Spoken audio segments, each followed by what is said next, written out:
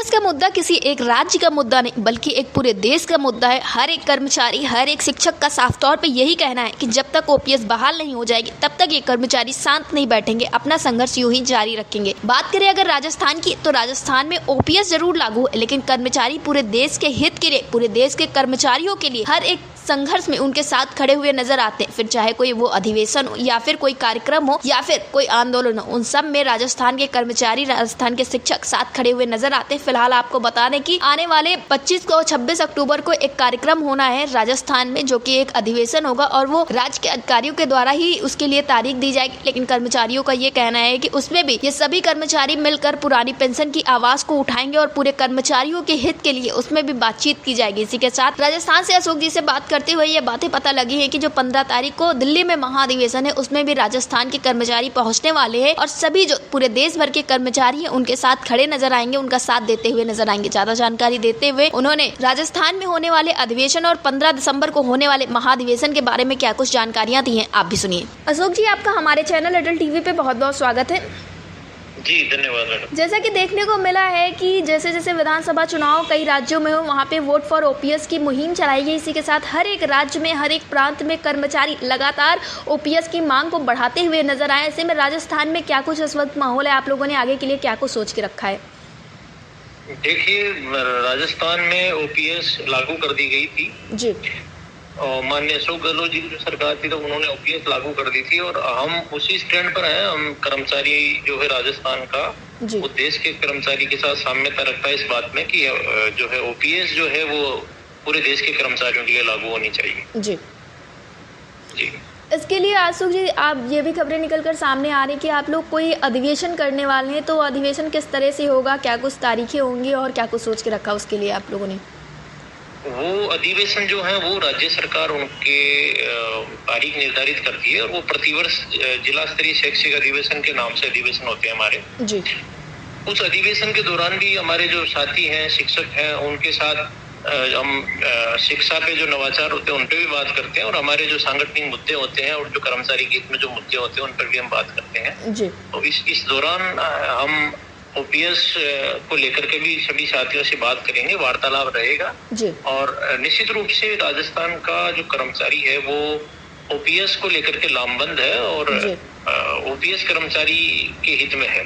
जी अशोक जी, इसी के साथ देखने को मिला है कि ये आक्रोश मार्च हुआ और तमाम तरह के कार्यक्रम जो कि विजय बंधु जी के नेतृत्व में हुए एनएमओपीएस संगठन के द्वारा किए गए, इसमें सभी राज्यों ने बढ़ चढ़कर हिस्सा लिया और अब आने वाले समय में यानी कि 15 दिसंबर को एक महाधिवेशन दिल्ली में रखा गया है। तो इसके लिए आपका क्या कुछ कहना है? क्या आप लोग भी राजस्थान से वहाँ पहुँचने वाले हैं?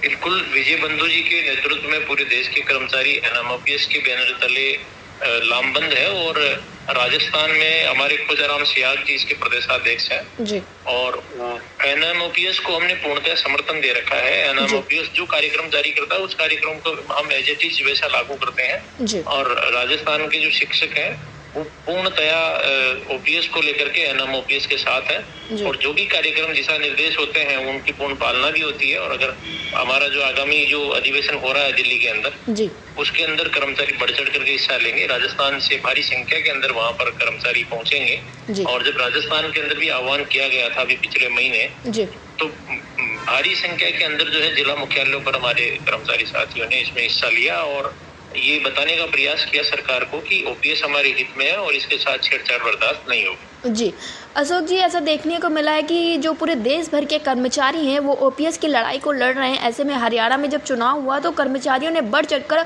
वोट फॉर ओपीएस में हिस्सा लिया। अभी महाराष्ट्र में चुनाव, वहाँ पे भी वोट फॉर ओपीएस की मुहिम चल रही है। इसी के साथ वहाँ पे कर्मचारियों ने अपना आमरण अनशन शुरू कर दिया था, जिससे कर्मचारी काफ़ी ज़्यादा परेशान भी होते, लेकिन उनका साफ तौर पर यही कहना था कि जब तक ओपीएस पूरे देश में बहाल नहीं हो जाएगी ये संघर्ष ऐसे ही जारी रहेगा। और सिर्फ एक ये राज्य की बात नहीं है, ये हर एक राज्य में कर्मचारियों का कहना यही है। जैसे कि हम राजस्थान की बात कर ले, वहाँ पे ओपीएस जरूर लागू है, लेकिन कर्मचारी फिर भी पूरे देश के हित के लिए, पूरे देश के कर्मचारियों के लिए ये लड़ाई लड़ रहे हैं। तो ऐसे में आप अपने पूरे संगठन को क्या कुछ कहना चाहेंगे, अपने साथियों को क्या कुछ कहना चाहेंगे? देखिए, ये समझने वाली बात है कि जब 2004 में इसको ओपीएस को बंद करके एनपीएस लागू की गई थी जी, उसके बाद से लगातार कर्मचारी पिछले 20 वर्ष से जो है वो धरना प्रदर्शन और विरोध कर रहा है। ये बात अब सरकारों को समझनी पड़ेगी कि ओपीएस कर्मचारी के हित में है और जो पूरे देश का जो कर्मचारी है वो इस बात को लेकर के लामबंद है जी। और किसी भी राज्य का चुनाव आए जाए उससे कोई फर्क पड़ने वाला नहीं। हमारा मुद्दा ओपीएस को लेकर के है जी। और अगर ओपीएस पर कोई सरकार हमारे पक्ष में या हमारे समर्थन में, ओपीएस के समर्थन में अगर बात कर रही है तो उसके साथ खड़े हुए मिलेंगे। और अगर उसके विरोध में है या ओपीएस को खत्म करने का कहीं बात आ रही है, कोई दूसरी स्कीम जो है वो यूपीएस के नाम पर लाई जाने की बात हो रही है जी। तो निश्चित रूप से कर्मचारी उसके अगेंस्ट रहेगा। जी। अशोक जी, अटल टीवी से जुड़ने के लिए बहुत बहुत धन्यवाद। जी धन्यवाद।